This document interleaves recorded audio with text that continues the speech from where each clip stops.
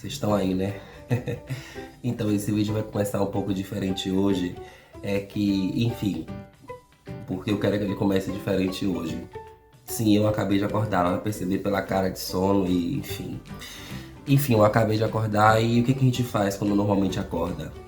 Levanta. Mas depois que levanta, o que a gente costuma fazer? Pelo menos eu vou fazer meu café, né? E o que é que a gente precisa para poder fazer um bom café? Água e pó de café.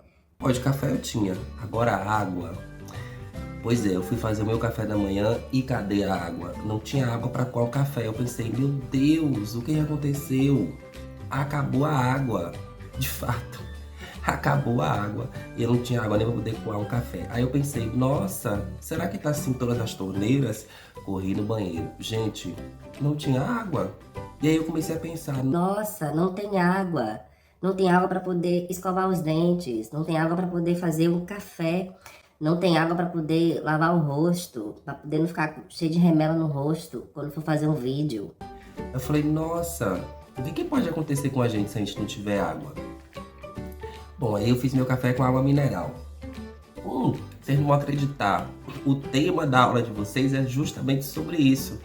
Quer dizer, não sobre a falta d'água, mas sobre a água, os rios da antiguidade, no passado e no presente. Quer dizer, olha que maravilhoso, veio tudo certo na hora certa. Pelo menos não deveria ficar sem água agora.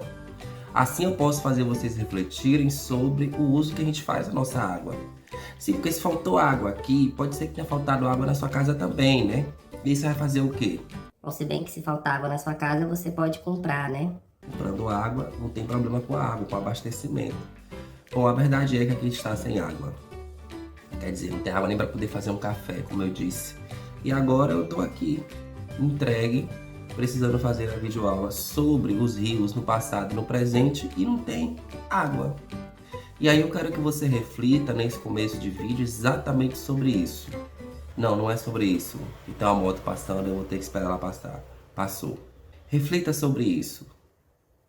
O que pode acontecer com a gente se ficarmos sem água? Ó, bem, bem Globo Repórter, né? Bem assim. É melhor a gente começar essa videoaula logo, antes que alguém diga assim, Meu Deus, ele não tá dando aula, ele só tá... tô muito blogueiro, né? Ele não tá dando aula, ele não tá explicando o conteúdo. Calma, gente. Eu tô acordando ainda.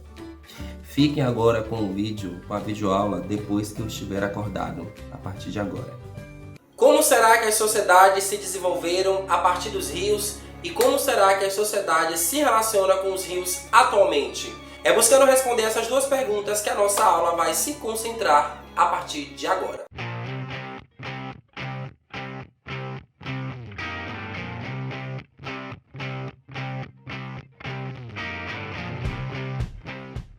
No vídeo de hoje nós vamos falar sobre a relação dos seres humanos com os rios. Minha gente, os rios, né? A água onde nós podemos beber, nós podemos nadar, nós podemos nos divertir. Enfim, os rios têm uma importância muito grande para nós, tanto no passado quanto no presente. Mas é claro que isso vai se transformando ao longo do tempo. E aqui nós vamos nos concentrar de falar de sociedades antigas e de como que isso vai se desenvolvendo ao longo da história. A primeira coisa que você tem que saber é que os rios contribuíram para o processo de sedentarização. Ai, tio Rodrigo, eu não sei o que é sedentarização. Sedentário é aquela pessoa que fica obesa, que fica engorda? Não. Sedentarismo é um processo que o homem vai passar, o ser humano vai passar lá na antiguidade, desde a pré-história. Então, durante a pré-história, esse homem era nômade, o que significa que ele ficava circulando pelo espaço. Ai, mas por que ele circulava pelo espaço? Circulava pelo espaço porque ele vivia em busca de alimento. Nessa época, os seres humanos se preocupavam em sobreviver. E a sobrevivência estava, além de se proteger do frio e de animais perigosos, estava também em buscar alimentos. E aí, essa busca por alimentos não permitia que esse homem ficasse parado. Então ele vivia circulando, vivia em busca de novos lugares. Porém, quando ele começa a perceber como se planta e que há uma necessidade de se utilizar a água para poder fazer isso, ele percebe que é melhor que ele fique próximo aos rios. E aí começa a surgir o que nós chamamos hoje de agricultura. Então, a agricultura próxima aos rios faz com que esse homem perceba que não há mais necessidade de ficar caminhando em busca de novos alimentos. Opa, encontrei um rio, é aqui que eu vou me instalar. É mais ou menos assim que funcionava. E aí, minha gente, começa a surgir os primeiros povoados. É que assim, os grupos começam a ficar maiores. E aí eles começam a desenvolver cada vez mais e melhor a agricultura e a pecuária. Na verdade, a criação de animais. Esse nome pecuária vai surgir com o tempo.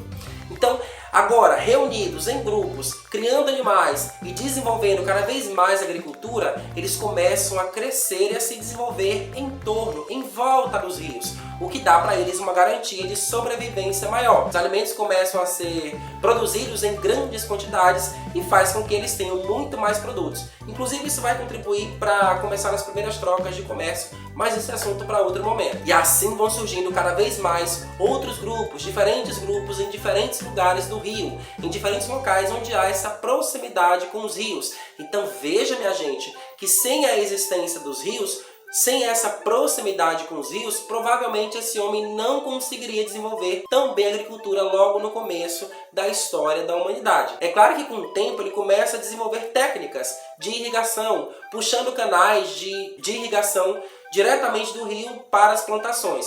Mas no início da humanidade, lá na antiguidade, esses homens, esses grupos estavam em volta dos rios. Então eu espero que você tenha percebido até aqui que esses rios eram muito importantes para o crescimento e o abastecimento dessas comunidades que ficavam cada vez maiores e necessitavam de pessoas ali para poder organizar. Um detalhe importante, minha gente, nessa época não eram todos os grupos que cultivavam os alimentos. Nem todo mundo conseguia aprender a fazer aquele cultivo. Então existiam outros grupos que eram seminômades, que viviam ainda circulando e que começaram a disputar espaços de terra e também a querer os alimentos dessas pessoas. O famoso roubo. Isso vai fazer com que seja necessário ter uma pessoa que possa cuidar dessa comunidade. Afinal, essas comunidades começam a se juntar, começam a se aglomerar cada vez mais, criando outras sociedades, criando as grandes civilizações. E aí, minha gente, esses povoados que começam a ficar cada vez maiores vão dar surgimento às grandes civilizações mais antigas, sociedades mais organizadas, né? Isso é o que nós entendemos aqui de grandes civilizações.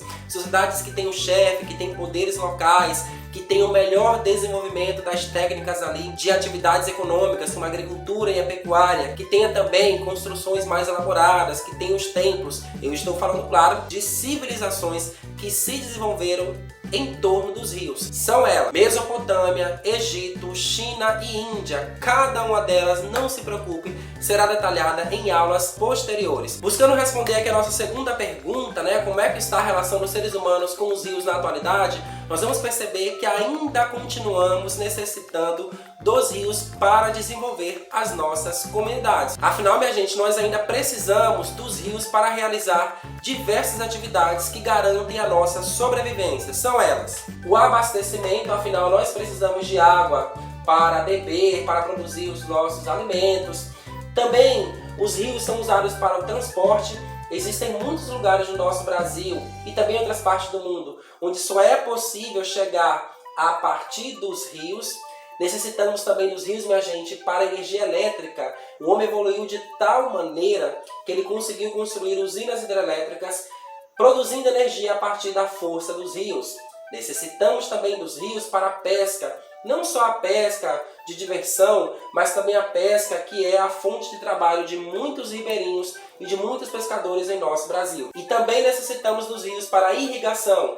Lá na antiguidade, nas primeiras grandes civilizações, os rios foram utilizados para a irrigação e até hoje, claro, é utilizado também a água dos rios para fazer ali a irrigação em grandes plantações. Veja que os rios são muito importantes para nós, eles têm uma importância muito grande para o desenvolvimento, não só econômico do nosso país e também das comunidades, mas também serve para algumas atividades de lazer. Porém, será que nós estamos cuidando desse recurso natural que existe no nosso planeta Terra? Não, porque ele continua desenvolvendo as comunidades, essas cidades estão crescendo e com elas a poluição. A poluição dos rios e dos mares tem ficado cada vez maior, não só no nosso país, mas também em outras partes do mundo. O que acontece é que essas cidades cresceram tanto, se desenvolveram tanto, que também o comportamento das pessoas não é o mais adequado e faz com que nós tenhamos uma poluição muito grande. E esse desenvolvimento acelerado e esse crescimento urbano também desorganizado promoveu uma coisa ruim, que é o esgoto sendo jogado nos rios, o lixo sendo jogado nos rios, e isso, claro, minha gente, traz muito prejuízo para os rios do nosso país. Então veja, se ainda temos uma relação de necessitamos do rio para desenvolvermos, por que será que a gente não consegue cuidar dele tão bem, hein, minha gente? Então eu espero que você tenha percebido que os rios lá na antiguidade, lá no nosso passado, tinham uma importância muito grande e foram os grandes responsáveis por desenvolver grandes civilizações naquela época. Ainda hoje nós também temos uma relação com os rios de importância que nos ajuda também no desenvolvimento de nossas comunidades. Porém, o que tem acontecido é que o nosso comportamento ruim de poluição e de maltrato à natureza tem feito com que esses rios tenham sido modificados, e não só modificados, mas também tem aumentado aí a poluição nos rios e nos mares. É bem diferente do que aconteceu no nosso passado. Então é isso, gente. Eu espero que você tenha gostado dessa aula. Não esquece de deixar um like aqui neste vídeo para fortalecer o nosso conteúdo. Um beijo grande para vocês e até a próxima aula, gente. Tchau!